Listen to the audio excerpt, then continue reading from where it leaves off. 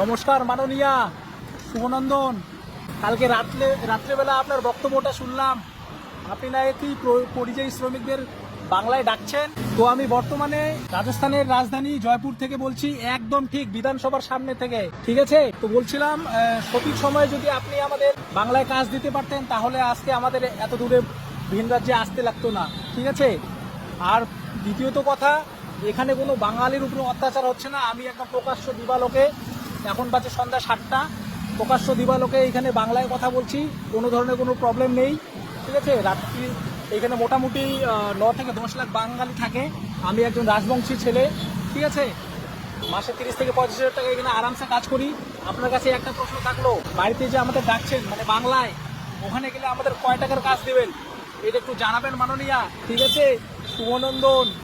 বাংলা হান্টের আরও খবর দেখতে নজর রাখুন। বাংলা খবর মানেই বাংলা হান্ট।